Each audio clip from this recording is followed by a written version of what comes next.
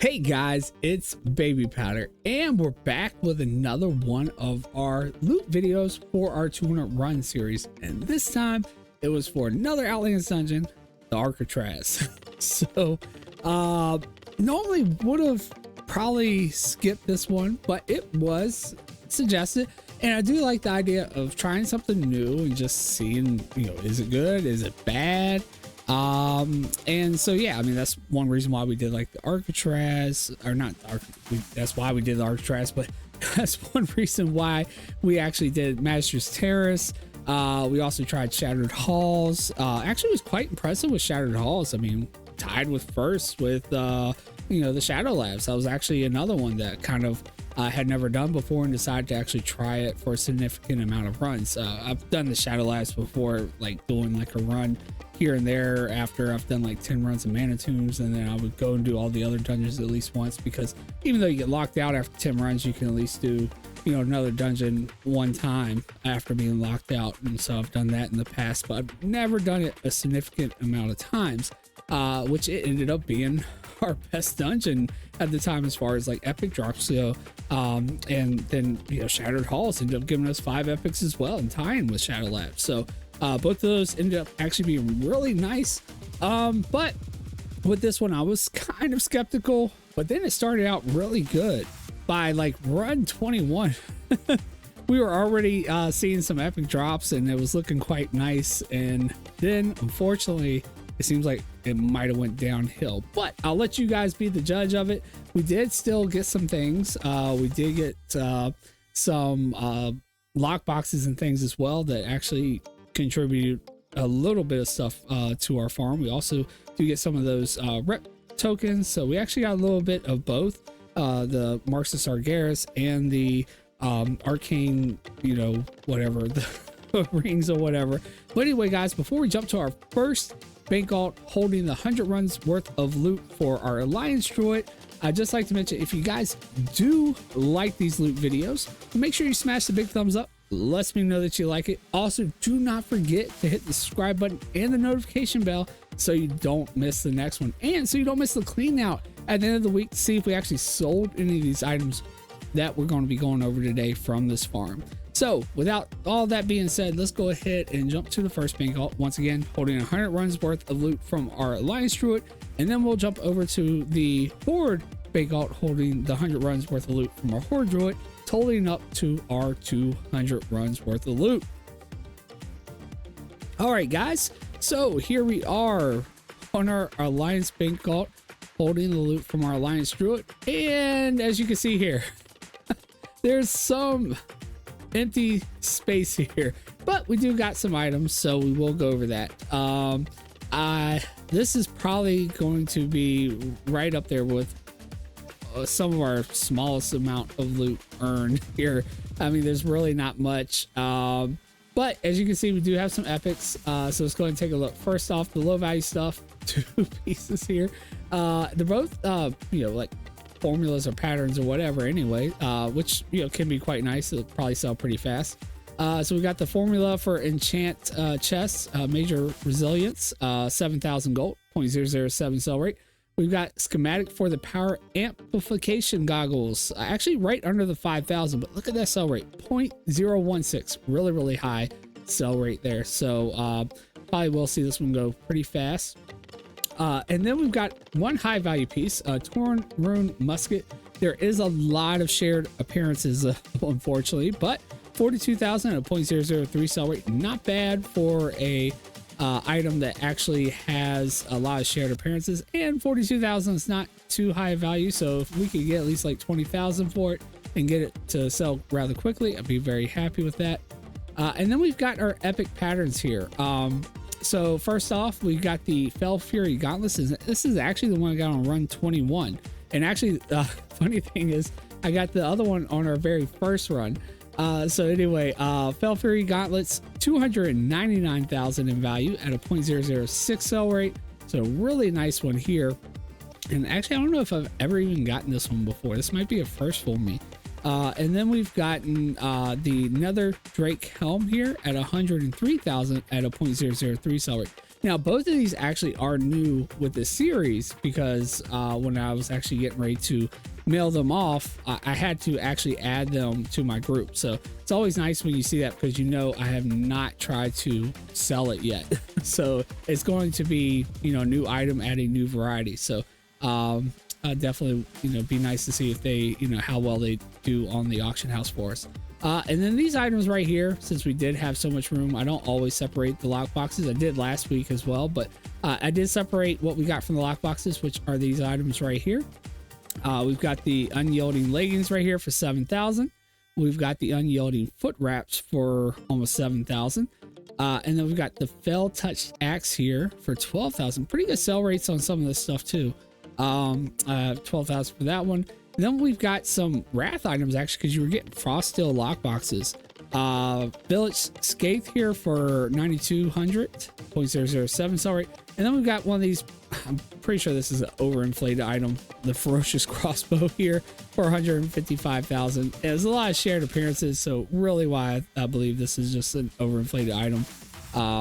Definitely not looking to get that much. But then we got a pretty nice item actually right here, the leggings of concentrated darkness. Now it does have a lot of shared appearances as well, but I do believe I have actually sold these around, you know, 20-30,000 before, so nowhere near the 76,000 there, but still not bad. 76,000.006 sell rate, and for it having so many shared appearances, I'd still be happy with only getting like 30,000 from these. But anyway, then we also do have some stuff to help build up our material sales on the auction house. Although that's not what we really aim for. Really, you know, if we get any sales from this stuff this week, really like to see some of these epic patterns sell. But we did get the fell armaments here for 29 gold a piece, 40 of those. And then we've got the arcane tomes for only 3 gold. So the fell stuff's definitely a lot better. And then we've got the Marks of Sargeras here for 2 gold, basically 2 gold and 50 silver. And we've got, what is that, 618 of those. And then we've got the Sun Fury signets, only 68 silver for these ones.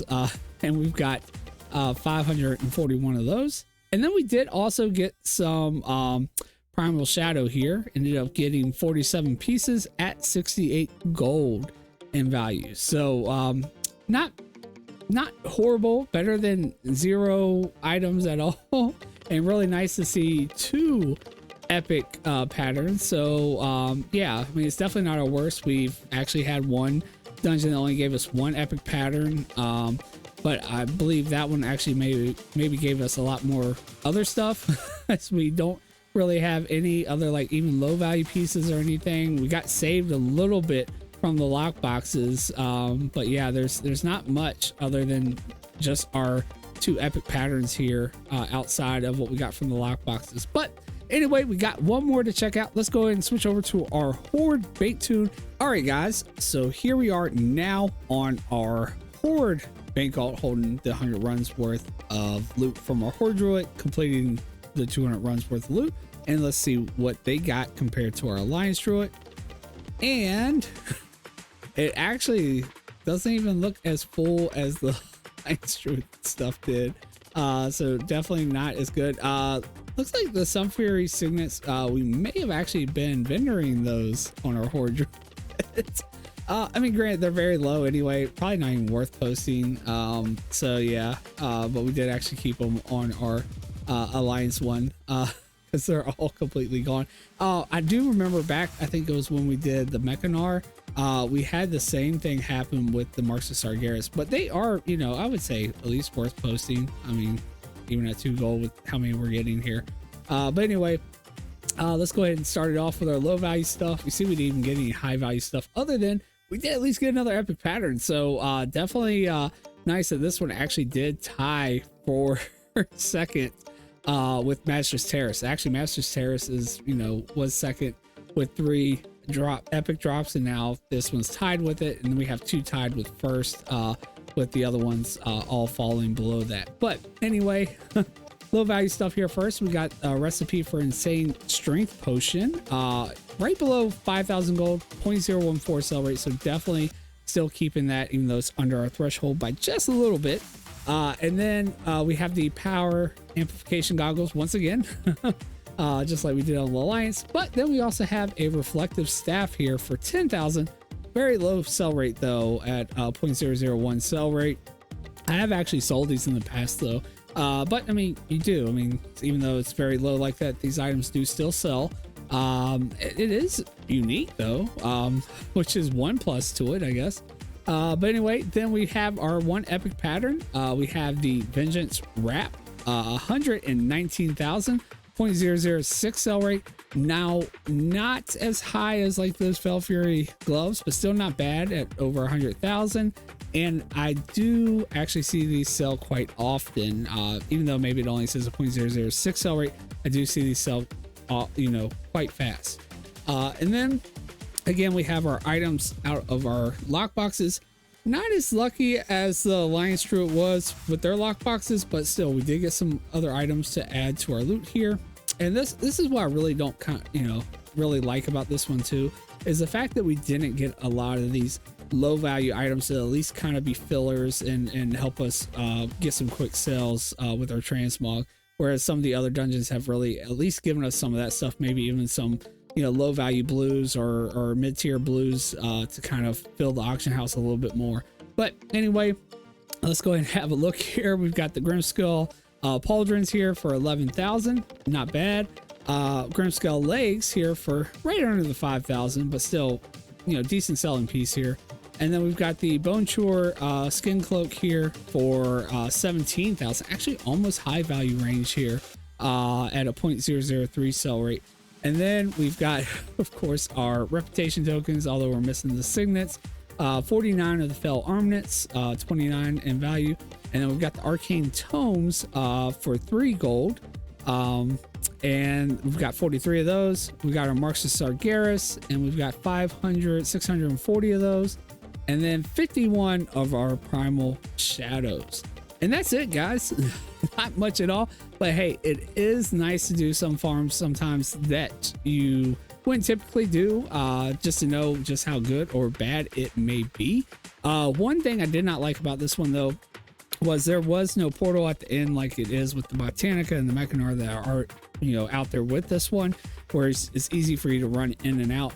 Although it still did not take that long to do it. Again, this one was actually suggested or requested to be done, so we still wanted to definitely do it.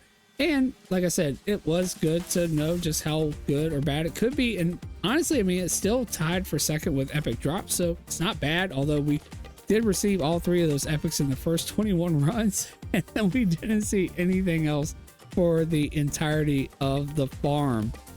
So it just went downhill from there, unfortunately.